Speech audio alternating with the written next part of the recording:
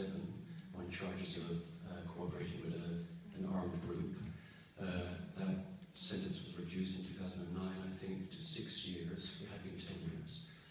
And she was released in 2013, which is great news. And she was on the case list for all of that time, I think.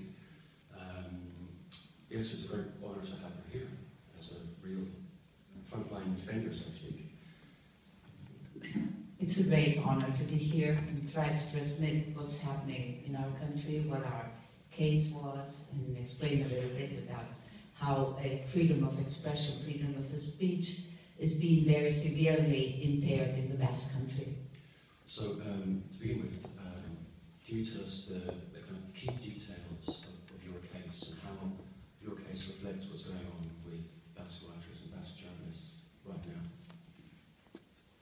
Well, I was working for a paper called Erin, which is an independentist paper. It had independentist ideology, and it had always been very much harassed by the Spanish government, by the Spanish police, by the judges in the special court that there is in the Spanish state to judge these cases, so to try these cases. So we, in 1998, the Spanish government cracked down on us and shut down the paper, arresting about 10 of the members of the board. Later on, the editor-in-chief was also arrested. I myself wasn't arrested at the time, but I had to go to court and declare. And we spent 6 years awaiting trial. Our case was part of a bigger political case. And we were finally tried. The trial began, so you can have an idea of how these things work in the Basque Country and in Spain. We had to go from the Basque Country to Madrid for our trial during 16 months. Every week, 3 days, we had to go to Madrid, stay in Madrid, come back with a very hard affection on our families, our work, and everything. We were finally sentenced, as Carl has said, to very long sentences, which were then reduced by the Supreme Court. All the same, they were very harsh sentences.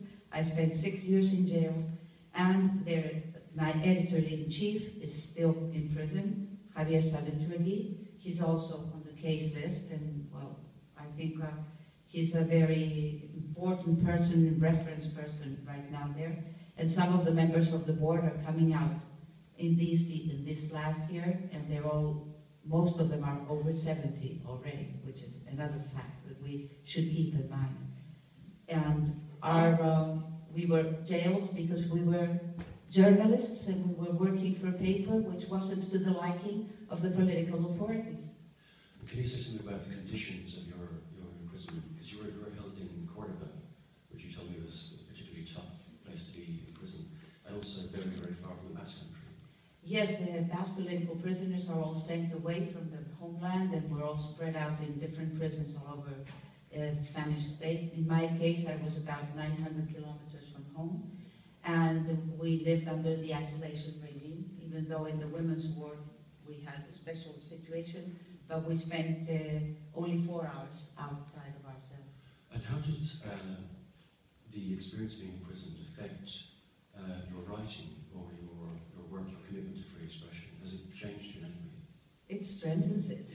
You feel strengthened because when you're in prison under such conditions, and I think this is something we share all over the world, it's your convictions that hold you up through all you're going through. It's your convictions that make you stand up to the warders and keep your dignity up. Because in prison, they try to destroy you as a person. Not only political prisoners, but especially political prisoners are very harshly treated in that sense. They try to destroy your convictions, they try to destroy your links with your family, which is why they send you so far away. Of course, that makes it difficult. You have your communications, you know your letters are read, your interviews with your family are all taped, even intimate interviews are, vis-a-vis communications are taped. So everything, you know you're under the state's eyes, and so it's, and they try to break you down. But it's you know what you're there because of what you are there, you know, and you know it's a cause worth fighting. And of course this commitment to free expression is under greater pressure now because of what's happening more widely in Spain with La Lengua Daza, Yes, before we go into that, I would just like to remember that tomorrow there's another trial beginning in Spain against a young journalist, Ida Saleri, and she's charged just because she retransmitted an event where the special court sees there was a crime committed because they were talking about a Basque political prisoner who had died, and therefore she's being tried just because she gave information over on that. That was covered by the media as well, wasn't yes, it? Yes, but she's been charged with it, and they asked for a year and a half in prison, and the trial is bound to begin tomorrow. In this trial, they also imply a person who is very well known in the Basque country, Federico Solabarrier. He's 85, and they want to take him to trial as well, and he's terribly frail at this time. So that sort of gives you the idea of how they're trying to crack down. And with this new law they have passed, we are seeing things like just 2 weeks ago, another 40 people were either arrested or indicted because of their Twitter and in the social web network, because of things they were saying. So that's a direct attack on freedom of expression as well.